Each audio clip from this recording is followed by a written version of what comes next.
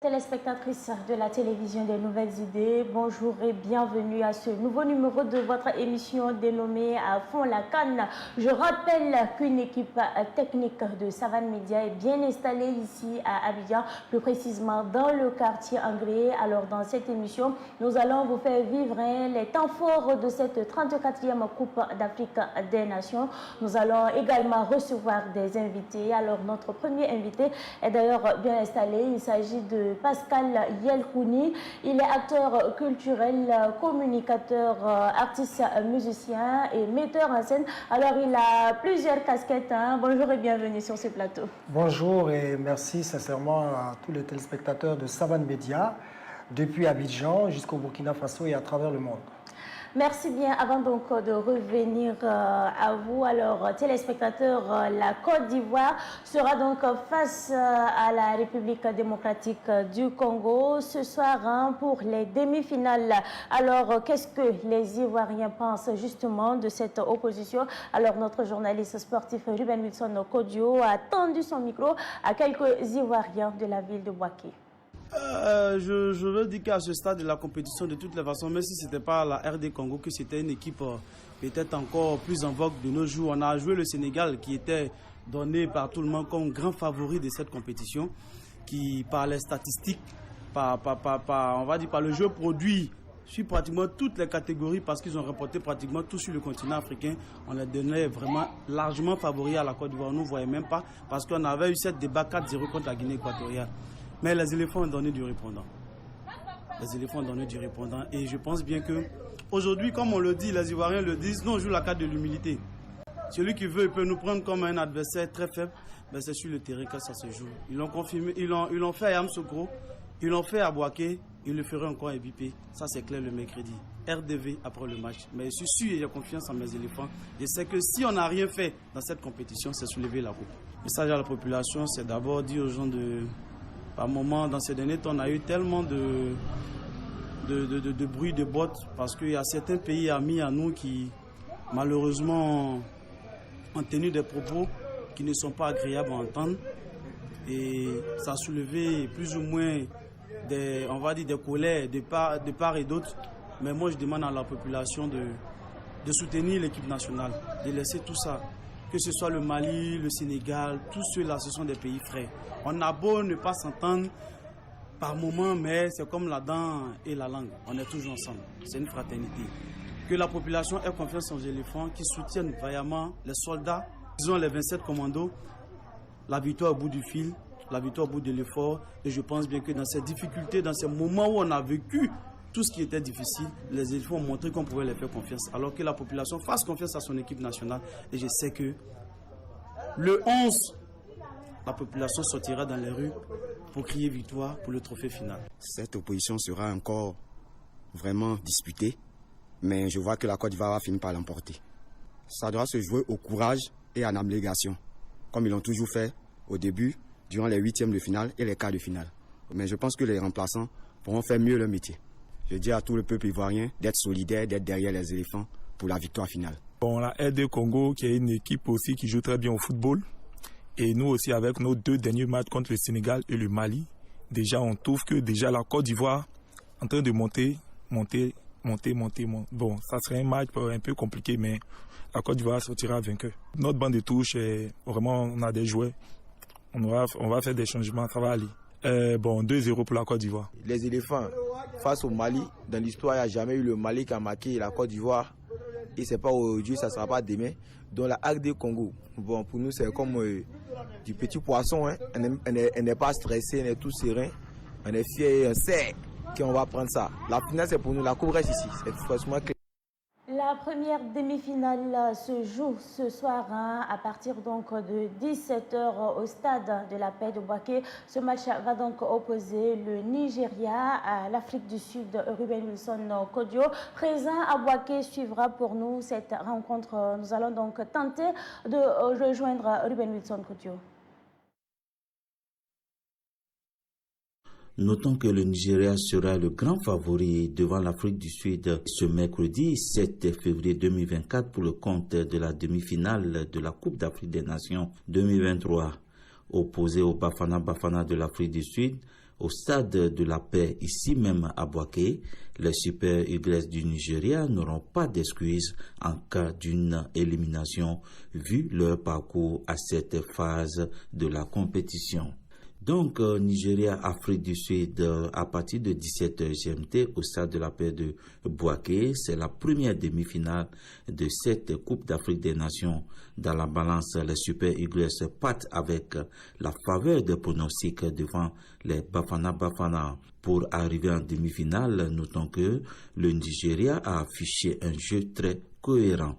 Du portier à l'attaquant, en passant par la défense, la sélection nigériane se révèle la meilleure équipe.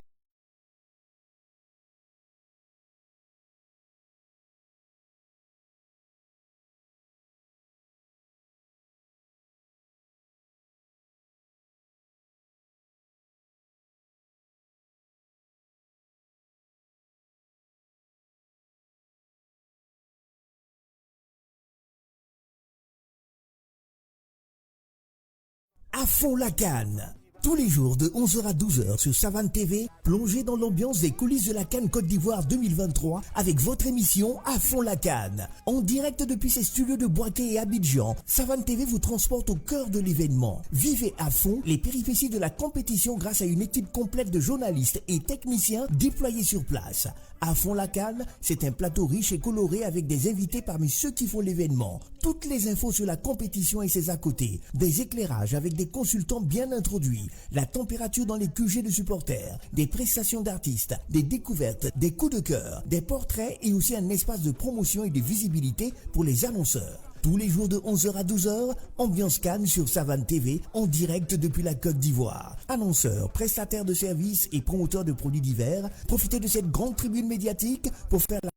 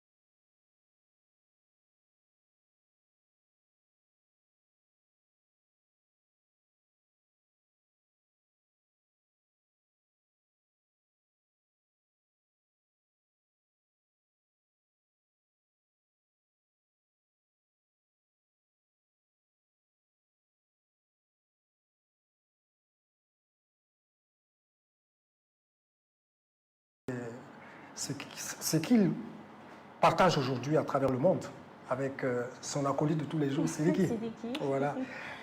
Donc ça a été un plaisir de nous retrouver dans cette phase du cinéma qui me quête un fantôme dans la ville. Oui. C'était vraiment bien. C'était une expérience. L'un des premiers films fiction du Burkina, avec Sinaba. Chapeau.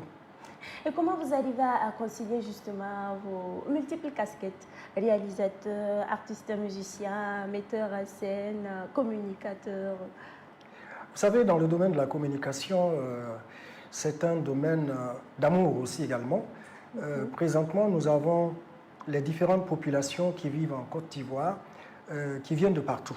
C'est-à-dire, il y a certes la sous-région est là, mais au-delà de la sous-région, il y a des Centrafricains, des Tchadiens, des Congolais, des Camerounais qui sont en Côte d'Ivoire. Donc, depuis 5 ans environ, nous allons dans la 5e année, on a mis sur pied un mouvement collectif de toutes ces communautés qui vivent en Côte d'Ivoire, qu'on appelle communauté des peuples d'Afrique. Et à la tête de ces communautés, c'est une femme, une reine issue du Ghana, une partie de la Côte d'Ivoire et un côté aussi du Burkina. Voilà, donc je me retrouve en tant que celui qui est en charge de sa communication et porte-parole de cette reine, parce que les reines, les rois ne parlent pas en public. Voici un peu ce qui m'a mené, bien évidemment, dans le domaine de la communication. Au-delà de ça, il y a aussi des cérémonies, malgré l'âge, que je présente régulièrement, que ce soit dans les espaces tels que le Palais de la Culture, en dehors du Palais de la Culture et dans les autres coins. Bon, ça a toujours été... Donc vous êtes maître de cérémonie, bien évidemment. parfois modérateur. Oui, je le fais, parfois modérateur, parfois maître de cérémonie. Enfin, c'est dans la... Et ça se passe bien vos activités ici? Bon, écoutez, vous savez, on est dans un environnement où on compose avec la diversité et ça, ce qui pèse sur nos épaules ici, ce sont nos compatriotes. La plupart du temps, c'est des personnes culturellement qui s'aiment beaucoup dans ce domaine-là. Et ils vous font toujours appel pour les aider. Et quand je dis aider, vous comprenez, ça ne va pas dans le sens que quand je vais ailleurs.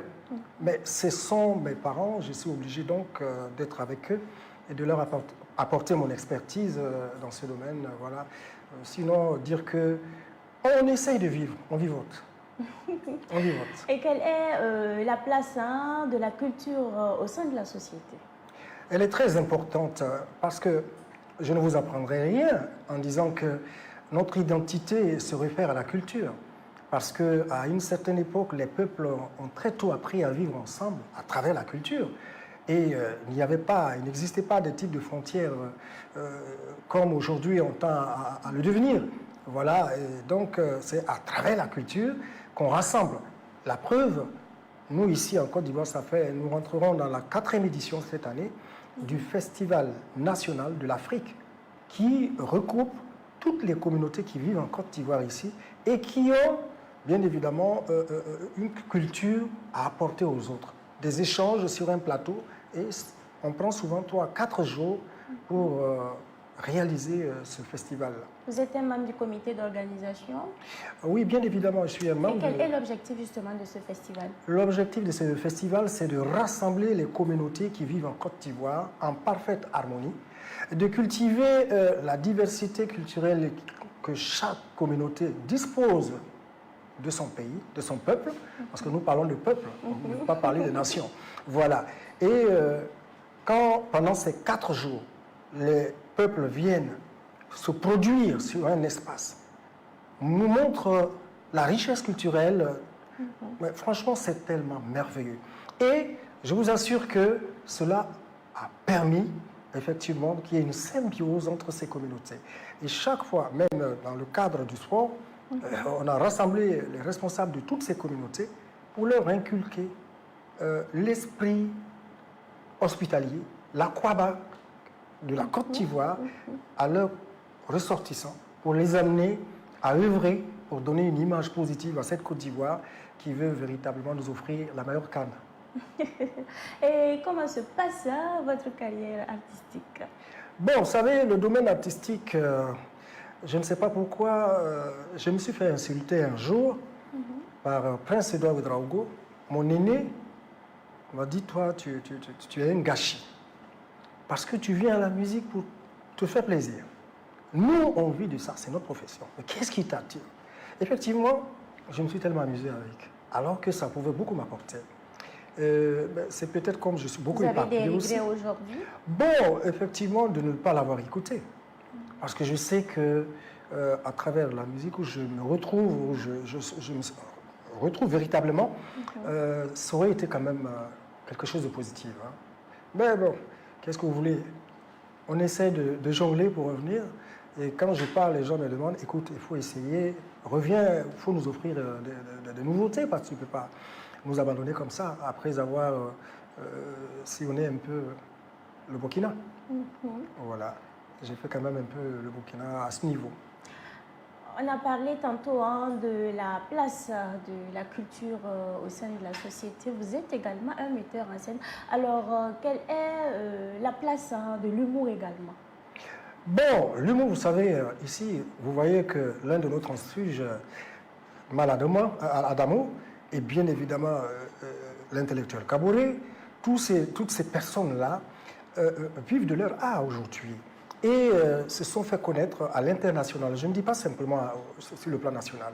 Et je pense que l'humour a une place très importante parce qu'en Côte d'Ivoire, vous remarquez qu'ils ont initié chaque année Bonjour Abidjan, qui permet à une pléthore d'humoristes de se retrouver sur un plateau et de montrer leur capacité à nous amener à rire, parce que le rire décompresse. Voilà, nous éloigne du stress. Et puis, franchement, l'humour a une place très importante dans la culture. Pascal Yelkouni, qu'est-ce que les acteurs culturels peuvent faire pour soutenir la mère patrie à cette situation de crise de sécurité que traverse le Burkina Faso? Oui, vous savez, ce que nous préconisons, bien évidemment, les acteurs culturels, tout ce qu'ils peuvent, en outre, c'est de concevoir, de construire des possibilités de spectacles. C'est à travers les spectacles qu'ils peuvent, bien évidemment, bénéficier des ristournes pour aider le pays. Mais au-delà des spectacles que ces acteurs culturels font, je pense que c'est un peu limité parce qu'en Côte d'Ivoire, on a d'énormes difficultés qui retiennent un fait. Les salles coûtent cher.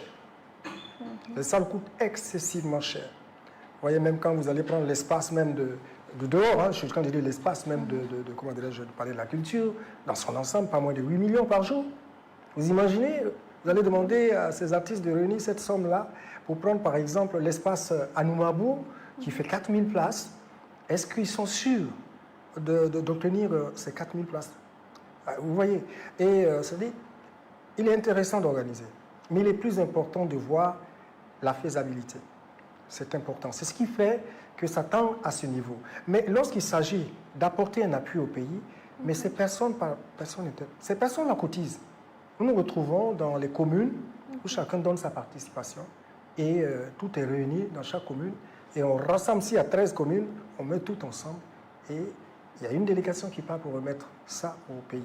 Alors, parlez-nous un peu des difficultés que vous avez rencontrées depuis le début de votre carrière jusqu'à maintenant. Quelques difficultés. Bon, les difficultés, oui. Ça, vous savez, la première participation de la diaspora Côte d'Ivoire, la Semaine nationale de la culture, se situe en 1988 à Koudougou-Réo. J'étais aussi acteur, mais là, j'étais tout simplement, comme on le dit, choriste. Et nous avons accompagné à l'époque avec l'orchestre Yamil Benewende de Prince Édouard Ouedraogo, Feu d'Aimé Sylvain Mozac. C'était un Burkinabé qui était ici à l'époque, en son temps, dans la compagnie de transport Air Afrique, qui n'existait plus. Et il s'est donné à la chanson et nous avons composé ensemble. On l'a accompagné, Dieu merci, il a remporté le premier prix, vedette de la chanson. Voilà, ça c'était notre première participation à la Semaine nationale de la culture, mais que de difficultés. Mais bon, c'est normal, dans toute organisation, on ne peut pas avoir simplement que le beurre. Mais quand on est revenu ici, vous savez, comme cette année, dans la période de mars, je crois 27 mars au 5 avril, il y aura encore la Semaine nationale de la culture à Bobo-Dioulasso. Et il a fallu qu'une équipe du ministère de la Culture se retrouve avec nous ici pour organiser une soirée au cours de laquelle on a pris 3 troupes qui iront défendre les couleurs de la diaspora. Mais ces 3 troupes ont besoin d'être accompagnées. Elles iront comment? Il faut pouvoir organiser une activité, une soirée, quelque chose pour retenir et puis voir aussi avec les opérateurs économiques, les différents soutiens, les partenaires pour appuyer cette diaspora, d'être toujours présente, bien évidemment, à ces activités culturelles dans notre pays, le Burkina Faso. Et quel est votre cri de cœur aujourd'hui? Eh bien, mon cri de cœur, c'est justement qu'on retrouve la paix dans la sous-région, au Burkina Faso, au Mali, au Niger, qui depuis quelques années, ma foi, c'est terrible. Souvent, quand nous faisons la route, la peur qui nous envahit, c'est la même peur qui envahit ceux qui sont au pays. Donc quand nous sommes ici, que nous suivons le déroulé, tout ce que je peux donner comme cri de cœur, c'est d'inviter tous les Burkinabés dans leur ensemble, frères et sœurs, à se mettre ensemble dans l'unité. C'est dans l'unité que le pays pourra se retrouver, d'éviter et d'abandonner les divisions qui n'apportent absolument rien. Peut-être que ces divisions arrangent certaines personnes, mais c'est une minorité et cette majorité qui en souffre. Donc moi, mon cri de cœur aujourd'hui se situe dans ce domaine, même si je suis un homme de la culture, mais pour que la culture se développe, pour que la culture se répande dans toutes les contrées, il faut qu'il y ait la paix. Sans la paix, on ne peut pas. Donc c'est ce que je pourrais dire, inviter tout un chacun à faire preuve de tolérance, voilà, et d'amour pour le prochain. Voici mon cri de cœur.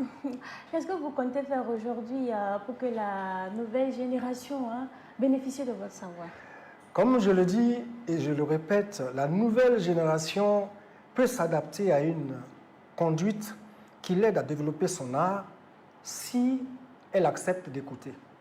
Parce qu'aujourd'hui, j'ai tendance à remarquer que l'excitation, elle court plus vite qu'elle ne sait s'arrêter. Vous voyez quelqu'un qui se lève aujourd'hui, quand il a un succès, il se dit qu'il est déjà arrivé. Et il oublie que non, le succès peut venir comme ça par la chance. Mais il faut développer ces succès à la longue. Donc c'est pour faire comprendre à la nouvelle génération que tout se construit au bas de l'échelle jusqu'en hauteur. Et pour l'atteindre, il faut véritablement travailler. Tout en étant ici. Je vois des artistes. Moi, j'ai vu le départ de Smarty, les vérités, d'Oskimo, de Melekelini. Vous êtes fier d'aujourd'hui? Je suis tellement fier. Je me rappelle même avoir présenté l'artiste Madès, son premier album, Sida Criminel, c'est en Côte d'Ivoire qu'il l'a sorti. Et je l'ai reçu à la radio, une radio que moi-même, personnellement, j'ai fait venir dans la commune de Koumassi. Et l'anecdote, le logo, c'était le logo de la RTV que j'ai mis au centre. Bon, c'est vrai que cette radio aujourd'hui est devenue municipale, mais c'est dire qu'on n'oublie pas les arrières. Voilà. Donc, c'est comme ça que ça se passe. Donc, franchement, c'est avec joie que je me retrouve avec vous aujourd'hui. Alors, la force de Savane Média, ce sont les langues nationales. On va vous permettre de dire un mot en langue nationale pour nos compatriotes qui nous suivent justement. D'accord, bon. Mamie n'a pas sorbi, oui. Voilà, mamie n'a pas sorbi. Mon pote, il y a une émission en Pagomore. Donc, pour Nimboui de fin, mais Dunia pour un Savane Média, parce que Yiri, on a suivre Savane Média. Pourquoi? Parce que il ne faut pas les autres être jaloux. C'est l'une des radios les plus écoutées au pays. Et ça depuis longtemps, ça ne date pas d'aujourd'hui. Ce n'est pas une façon de dire que je lance des fleurs, mais quand le travail est bien fait, il faut saluer. Et puis, surtout son PDG et toute l'équipe dans son entièreté, en tout cas, je vous tire mon chapeau pour le boulot, parce que vous êtes resté constant. C'est ça en matière de radio. En matière de communication, c'est l'innovation. Il faut développer, il faut créer. C'est sous-entendu. Merci bien. On va quand même dire un mot sur cette CAN. Comment est-ce que vous trouvez l'organisation de cette CAN? Une organisation qui répond aux normes internationales. Parce que le président de la République de Côte d'Ivoire a bien voulu, transmis concernant le Premier ministre, que tout soit mis en œuvre pour donner une image collective d'ensemble de toutes les populations, à accueillir chacun qui viendra à cette CAN, que cette personne se retrouve comme si elle est chez elle. Et ça, c'est très, très important. C'est vrai, quand vous voyez, moi je suis contre ceux qui disent que depuis le déroulé, qu'on ne bénéficie pas de beau football. Un journaliste qui a osé dire cela, j'ai dit, mais lui, il est malade dans la tête. Il croit connaître le football par rapport aux autres. Non. Nous assistons à des matchs qui, les petits terrassent les grands, ce qu'on n'aurait jamais pensé. Moi, je ne pouvais pas imaginer que la Guinée équatoriale puisse venir à bout de la Côte d'Ivoire. C'est la première dans l'histoire de la Côte d'Ivoire par 4-0. Et puis d'abord, même si l'Angola joue, je n'étais pas trop content que l'Angola batte nos étalons. Mais aussi, nos difficultés sont liées aussi parce qu'on n'a pas de stade qui reçoit. C'est ça le problème. Il faut qu'on arrive à bénéficier d'un stade propre à nous au Burkina pour qu'on ne sorte pas aller dans les autres pays pour s'entraîner ou pour recevoir les autres. C'est un peu le problème aussi. Donc je ne dis pas que les joueurs ont été à la hauteur. Ils ont essayé de l'être. Bon, mais il y a eu un petit manquement qui a été constaté parce que, bon, c'était pas tellement ça. Mais bon, il ne faut pas les en vouloir. Bon, de toute façon, moi, j'ai un technicien ici qui sera reçu et je pense qu'il va donner plus voilà, sa vision de jeu. Bien évidemment. Mais ce soir, la Côte d'Ivoire sera face donc à la République démocratique du Congo. Un mot sur cette opposition? Une opposition entre une technique de milieu, une attaque rapide du Congo. Ça, il faut le dire, c'est une jeune équipe. Ma foi, moi, je n'ai pas reconnu l'équipe que les étalons ont battue en match amical, 2-1, à une semaine de la CAN. Et puis, voilà cette équipe qui arrive là, qui produit du beau jeu. Ils sont tellement à l'aise quand ils jouent. Bon, ils n'ont rien à perdre. Ça dit, c'est vous les grandes équipes qui avez à perdre. Et donc, la Côte d'Ivoire gagnerait véritablement à prendre au sérieux cette équipe de la Congo. Voilà, parce que c'est une belle équipe, une belle machine. Voilà, et puis ils ont un gardien exceptionnel. Ah oui, non, ce gardien, il m'inspire. Hein. J'espère qu'il sera dans son mauvais jour pour la Côte d'Ivoire parce que c'est ce que je peux... Et votre pronostic Bon, je dirais tout simplement un match difficile 2-1 pour la Côte d'Ivoire. D'accord. Voilà, c'est ce que je pourrais dire. Alors, on va vous demander de nous faire un petit acapella. Bon, d'accord, comme mon petit frère bien-aimé est là, je vais faire un acapella qui va peut-être vous interpeller un tout petit peu. D'accord. La grande fête, j'ai été au Burkina. Mademoiselle Fatimata Koulibaly a mis son faso dans Fanny du Burkina et sa beauté m'enveloppait dans les cieux.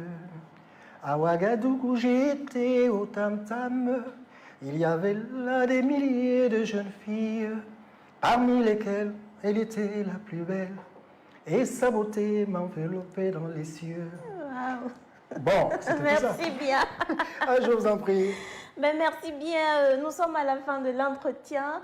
Et je rappelle justement à nos téléspectateurs que nous étions donc en entretien avec Pascal Yelkouni, acteur culturel, communicateur, artiste, musicien et metteur en scène. Merci à vous d'être passé sur ce plateau. Merci beaucoup et vraiment bonne suite, surtout pour votre présence en terre ivoirienne. Très bon séjour surtout. Et merci pour ce que vous faites pour les téléspectateurs de Savane Média. Merci bien à vous.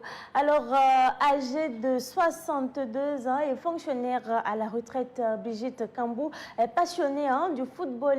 Elle a fini donc par prendre les commandes de l'équipe féminine de Gawa en 2012. Et pour vivre en live le football, cette dame a effectué donc le déplacement à Boaké pour assister au match des étalons. Et c'est un reportage signé par Kisba Mariam Ouitraogo. Brigitte Kambou est professeure de français des lycées et collèges à la retraite. En plus de sa passion pour la transmission du savoir, elle est aussi passionnée du football. Présente à Boaké pour la CAN 2023, elle nous raconte sa première rencontre avec le ballon rond. Le football, c'est toute une histoire depuis près de 15 ans. J'avais une grande sœur qui a créé le club. Et ça nous a attirés, nous sommes rentrés dedans.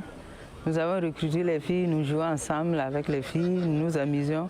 Ça a commencé même par un 8 mars où nous avons joué contre les hommes. Et ça m'a plu. Donc c'est ça qui m'a amené à rentrer à être dans le football féminin et à continuer jusqu'à ce moment-là.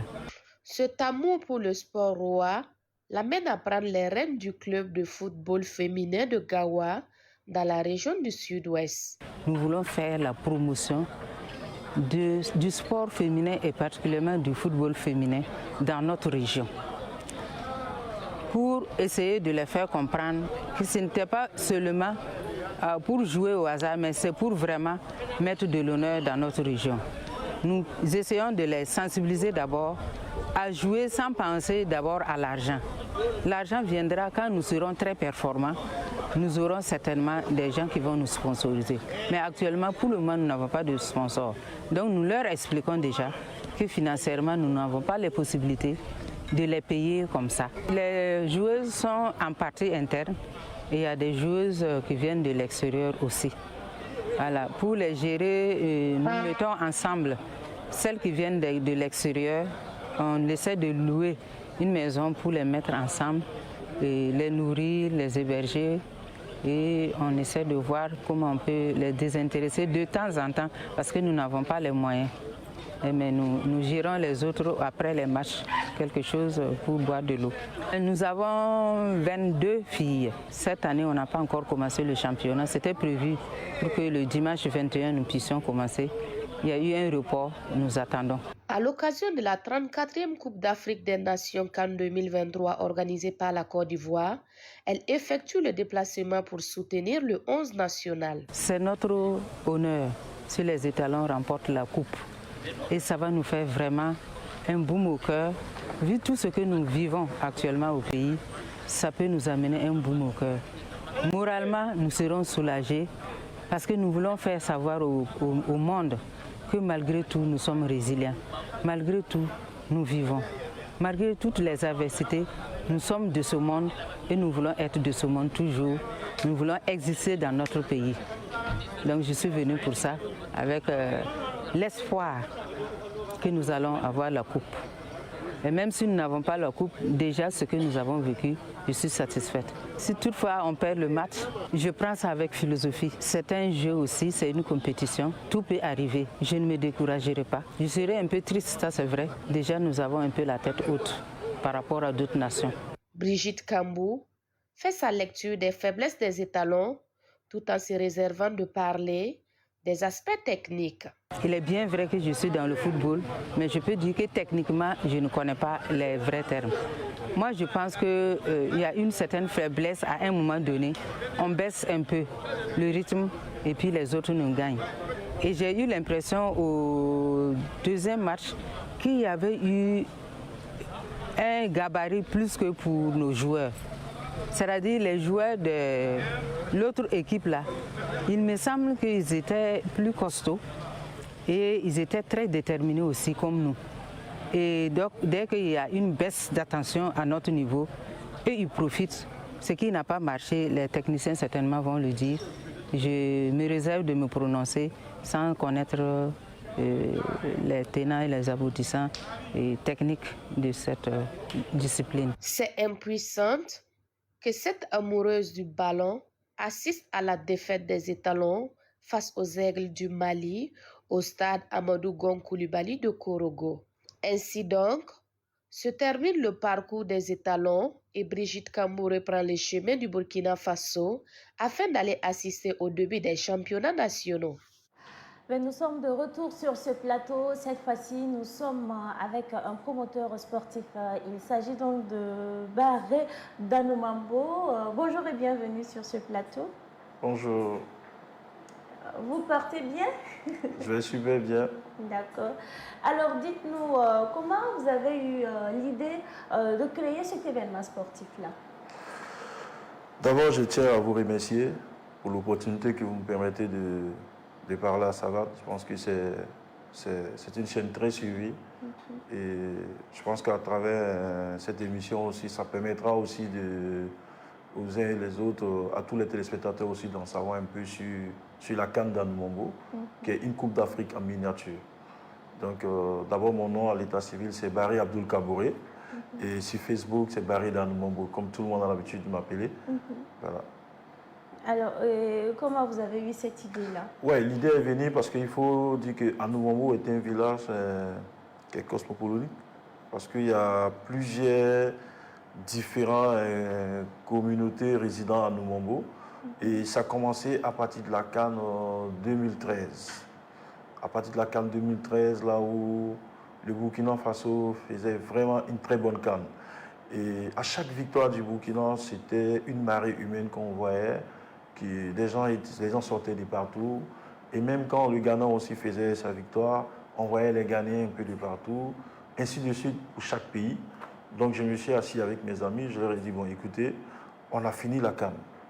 Vous avez vu que pendant un mois, on a retrouvé toute une communauté. On ne pouvait même pas s'imaginer qu'il y avait toutes ces communautés-là à Anoumambo. Bon, maintenant, nous sommes là, nous sommes dans un village où on vit bien, on vit dans l'harmonie, on vit comme si c'était chez nous-mêmes. Donc, essayons de voir comment est-ce qu'on peut copier la CAN, organiser une Coupe d'Afrique en miniature, et puis essayer à tout moment de nous retrouver. Peut-être que ça pourra mettre les communautés ensemble. Et puis aussi, quelque part, ça allait être aussi un pas en avant pour contribuer aussi vraiment à l'intégration, parce que c'est aussi le foot qui rassemble. Donc, à travers le foot, on peut véhiculer des messages. Donc, c'est comme ça que l'idée de la création de la CAN d'Anoumambo est venue. Alors, est-ce que vous pensez que vos objectifs sont atteints? Bien sûr que c'est atteint, parce que cette CAN a permis à des autorités de la Côte d'Ivoire et du Burkina, et même du Gabon, à venir assister à cette CAN. Parce qu'on a déplacé, par la grâce de Dieu, Inch'Allah, des ambassadeurs, des ministres et des grands dirigeants du football africain, voilà, qui sont déplacés et venus à Anoumambo, venus découvrir la CAN, parce que c'est vrai que ce n'est pas la vraie CAN, c'est une CAN en miniature, mais l'objectif a été atteint parce que le ministère de l'intégration africaine m'a fait appel, m'a dit voilà, à travers ton tournoi, on pense qu'il doit avoir l'accompagnement institutionnel parce que ça rassemble toutes les communautés. Et c'est comme ça qu'à partir de là, on a l'accompagnement du ministère de l'intégration, du ministère des Sports, et on a essayé d'associer un peu les ambassadeurs des différents pays participants. Et ça permet quand même à tous ces sommités-là, à toutes ces personnes-là de venir. Donc je pense qu'en termes d'objectifs, ça a été atteint. Parce qu'aujourd'hui, même avant la grande CAN que la Côte d'Ivoire organise, on a joué la 10e édition qui était l'année dernière, où c'était le président du COCAN qui était le parrain. Donc, parce qu'à travers cette CAN, on a sensibilisé et mobilisé les communautés à faire de cette CAN d'hospitalité-là une vraie CAN qui va marquer vraiment l'esprit de tout le monde. Et comment vous constituez justement les équipes?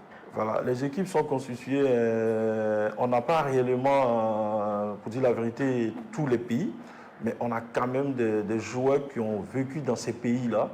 Et par exemple, l'Algérie, comme ça, les jeunes Ivoiriens et Burkinabés et Sénégalais qui ont joué dans le championnat algérien, qui connaissent déjà un peu la vie algérienne, ceux-là, on les a constitués pour former l'équipe d'Algérie. Le Burkina, c'est des Burkinabés. Le Cameroun, c'est des Camerounais. Le Mali, c'est des Maliens.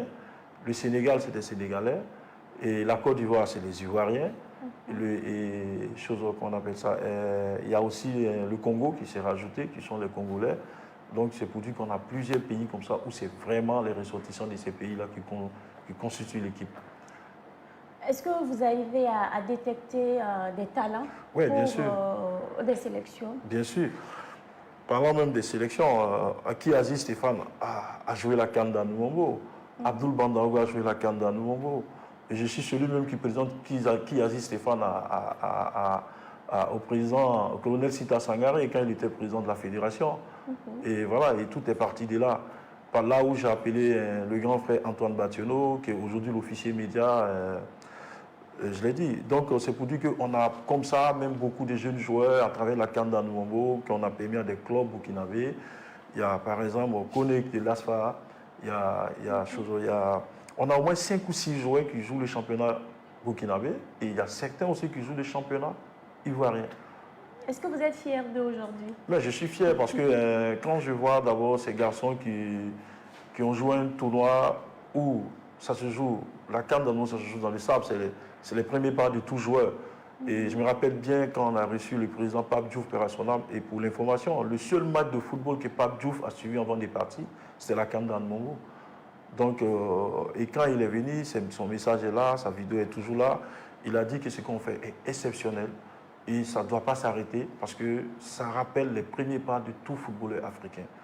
Donc, aujourd'hui, nous, on pense que ces gamins-là ont tapé le ballon dans le sable là et on fait venir des coachs et des recruteurs pour venir voir. Souvent, ça arrive qu'il y a des enfants qui vont directement sur l'Europe. Il y a des enfants qui ont la chance d'intégrer des clubs, que ce soit au Burkina, que ce soit en Côte d'Ivoire, et au Mali, et tout ça. Donc je pense que c'est une belle opportunité. Parce que la CAN aussi a une visibilité. Parce que quand la CAN se joue, c'est plusieurs médias aussi qui nous accompagnent. Donc je pense qu'à travers ça, ça interpelle un peu les clubs qui sont dans le besoin. Parce qu'à chaque rencontre, il y a toujours un président de club ou un entraîneur qui vient et qui assiste et qui fait des recrutements. Aujourd'hui, c'est des grands centres de formation renommés du pays qui constituent des équipes aussi pour participer à la CAN et qui viennent en même temps recruter. Et le Maracana se tient exactement dans quelle période? Ça se passe dans la période des vacances. Voilà, précisément dans le mois de juillet, septembre. Voilà.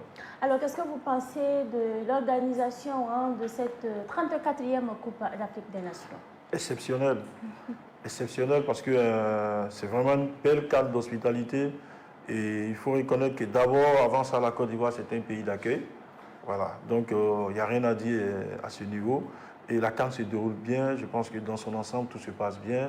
Moi-même qui fais partie aussi d'un comité au sein d'une commission de la CAF, qui est la commission branding. Donc, je participe à 100% à l'organisation. Donc, je pense qu'avec fierté, vraiment, on tire satisfaction. On dit merci au président de la République qui a ménagé tous les efforts qu'il fallait pour que vraiment la CAN se passe dans des conditions vraiment bien. Et tout le monde est heureux. Et c'est une CAN vraiment qui va rester à jamais, quoi. Vous êtes promoteur sportif. Comment vous avez vécu l'élimination des étalons du Burkina? Bon, moi, il faut que je sois franc et puis honnête. L'élimination, on a été éliminé avant même de venir à la CAN. Ça, c'est clair. Parce qu'il faut qu'on se dise les vérités. Parce que d'abord, on vient à la CAN où il y avait un problème, où on demandait la démission du président, où, vous voyez, à quelques semaines d'une CAN.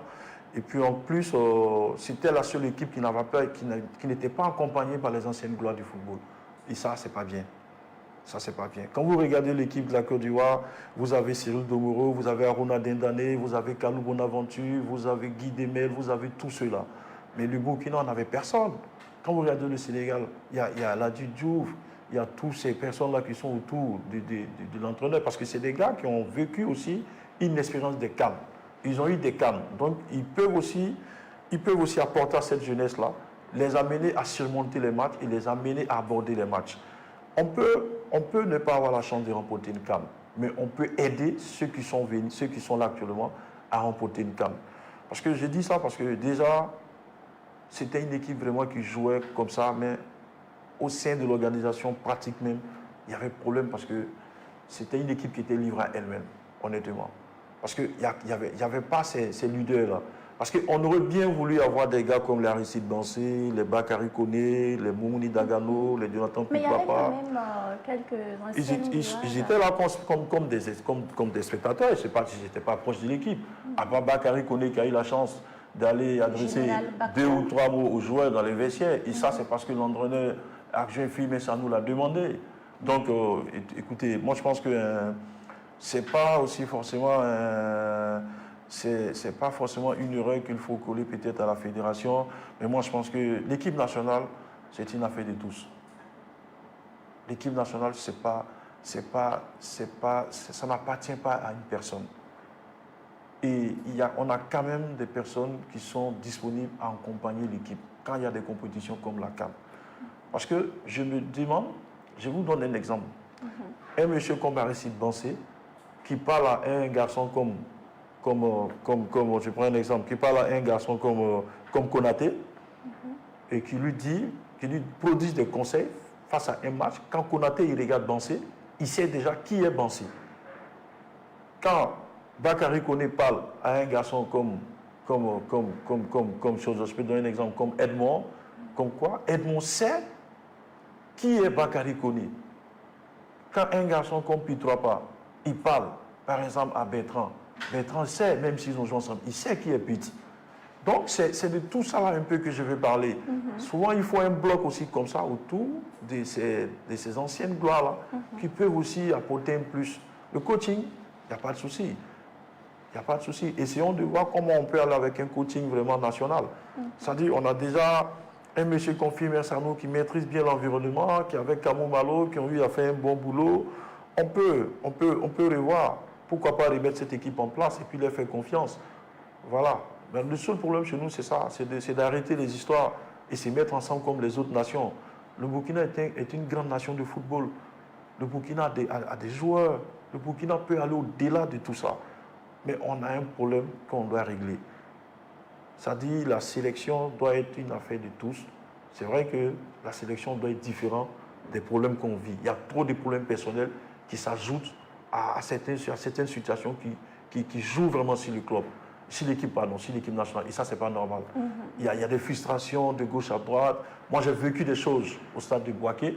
Je ne vais pas vous le dire, mais j'étais là-bas, j'ai vu beaucoup de choses. Voilà, mais ce n'est pas bon pour une nation. Parce qu'une nation, on doit rester unis, on doit sentir le même envie en tout le monde. Regardez par exemple, les étalons arrivent à regrouper tout le monde. Même ceux qui ne s'entendent pas se retrouvent. Donc à partir de ce moment, on doit comprendre que cette équipe qui rassemble, à partir de là, on doit se dire qu'on doit avoir le même objectif. Mais quand ça arrive et puis bon voilà, on sent que d'autres sont un peu frustrés, d'autres sont un peu... C'est compliqué, c'est difficile. C'est vrai qu'on ne pourra pas satisfaire tout le monde. Mais il faut qu'on arrive à comprendre qu'on doit copier les grandes nations de foot pour être un peu comme eux ou plus que eux. Et ça, c'est possible. Parce que rien n'est impossible, ça c'est possible. Et je pense que la fédération va prendre les mesures qu'il faut vraiment pour remédier à ça et remettre de l'ordre pour que vraiment le football burkinabé retrouve vraiment ce qu'on sait d'elle. On espère que le message, en tout cas, est bien passé. Alors, nous sommes à la fin de l'entretien. On va vous permettre de dire un mot sur cette compétition de ce soir-là, les éléphants qui seront donc face à la RD Congo. C'est vrai qu'on souhaite tous la victoire de la Côte d'Ivoire. Ça ne sera pas un match facile. Ça, il faut avoir le courage de le dire. La RDC Congo aussi qui a gagné en confiance. Mais il faut le dire que la Côte d'Ivoire revient de loin. Et une équipe comme la Côte d'Ivoire qui revient de loin, attention parce que n'importe qui ne sort pas le Sénégal. Donc une équipe qui sort le Sénégal, il faut faire attention parce que la Côte d'Ivoire est doublement motivée. Et la Côte d'Ivoire a toutes les chances de remporter ce match. Et votre pronostic Moi, ce que les aînés disent, c'est ça. Moi, mon pronostic aussi, c'est 2-1. Hein. Parce que mon aîné, il a toujours pronostiqué et puis ça s'est réalisé. Donc, je vais l'accompagner parce que là, on ne change pas une équipe qui gagne. D'accord.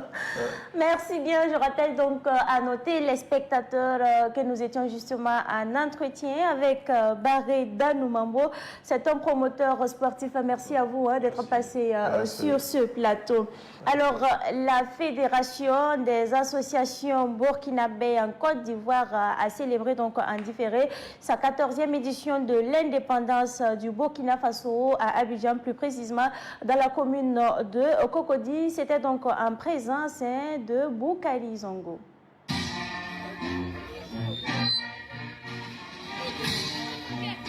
Le thème, c'est la réflexion. Aujourd'hui, c'est notre pays à 63 ans. Et 63 ans dans l'histoire, notre pays traverse un moment difficile. Là, on s'est dit qu'il faut réfléchir, il faut s'arrêter, s'asseoir, choisir une journée réfléchie pour notre pays. Et penser qu'est-ce que nous pouvons faire, contribuer pour que la paix revienne dans notre pays. Oui, d'abord, il faut dire que la fédération n'a même pas attendu l'appel du président pour contribuer à l'effort de paix. Depuis 2019, la fédération était la première châtière qui a lancé collecte de dons pour les déplacés internes. Et c'est moi-même qui a conduit le don à Ouaga pour donner aux déplacés internes. Là, c'est notre choix, ça date même pas de nous. C'est l'une des premières missions du consulat à être auprès des communautés pour les accompagner dans les activités. Ça pour ça, on est là pour les accompagner. Et par rapport à la fête de l'indépendance, on les accompagne, on est pour les appuyer et les encourager pour l'initiative. Aujourd'hui, je pense que c'est l'indépendance indifférée se rappeler de notre indépendance. Parce qu'aujourd'hui, il y a 63 ans, nous avons acquis notre indépendance. Et même si c'est sous nos lits, on doit se rappeler que cette journée-là, c'est aujourd'hui, même si elle est indifférée. Et nous poursuivons justement cette émission à fond la canne et cette fois-ci nous recevons donc un artiste, un musicien à l'état civil Assami Soré que l'on appelle affectueusement Sam Soro. Sam Soro, bonjour et bienvenue sur ce plateau. Alors, comment se passe votre carrière artistique? Ouais, bon, ça va. On va doucement. Mollo mollo. Je pense que ça ira. D'accord. Et vous avez combien d'albums? Le premier album est sorti en 2010. Voilà. Après ça, c'est des singles que j'ai en train de faire. Je pense que cette année, le deuxième album va sortir. Inch'Allah. D'accord. Et quelles sont les thématiques que vous abordez justement? Bon, je parle dans le premier album, je parle de Rayalga. Rayalga parle de faux types. Voilà. Les garçons qui laissent les femmes à la maison et puis voilà, ils sortent dehors pour... Donc là, on parle de l'infidélité voilà, de l'homme. Voilà. Et quelle thématique encore? Voilà, je parle beaucoup aussi de amour. Voilà, amour dedans, voilà. Alors, vous êtes en Côte d'Ivoire depuis... Depuis 1997. Ça fait à peu près 27 ans, non? Voilà. Et vos activités se passent très bien ici? Oui, doucement, tout doucement, mollo mollo. Vous êtes dans quel style musical précisément? J'ai fait tradi moderne. Voilà. D'accord. Alors, selon vous, quel est même le rôle, la place de la musique? Bon, comme place de la musique, voilà, on a là, puisque moi-même, bon, plupart de mes chansons, c'est en langue morée, je chante. Voilà, donc... ça va mollo mollo. Vous avez tantôt parlé de la langue morée, ben, l'une des forces de Savane Media, c'est justement la langue nationale. Dalton les Bronwa, yam sonda kwes ni mas masawa, yam ya yina wabuyila. Voilà, il est am sinde le premier album Gomda Rayalga. Voilà, Rayalga rapasimba de Parabazak, la voyité Sadi, Nambauri, Parabataba. Voilà, c'est pas normal. C'est un conseil, voilà. Voilà. D'accord. Il y a un projet Ramia. Bon, c'est comme je viens de dire, cette année, j'ai en train de préparer mon deuxième album. Voilà.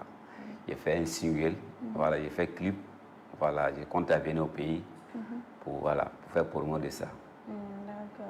Alors, on va parler un peu du sport. Les éléphants de la Côte d'Ivoire jouent ce soir. Qu'est-ce que vous pensez de ce match-là? Je vais 2-1. 2-1 en faveur. Apparemment, aujourd'hui, tous mes trois invités, c'est 2-1, 2-1 en faveur donc, des éléphants de la Côte d'Ivoire. Voilà. D'accord. Alors, votre dernier mot. Et ensuite, on va vous demander un a cappella. Vous allez nous dire votre dernier mot. Ok, il n'y a pas de problème. Merci beaucoup à Savane TV. Voilà.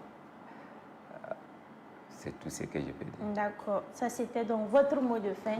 Voilà. Sam Soro, voilà. On va demander un petit a cappella pour nos téléspectateurs qui nous suivent justement. Okay. Ye boimbe kalori, boimbe kalori, faso komba boimbe kalori, ye boimbe kalori,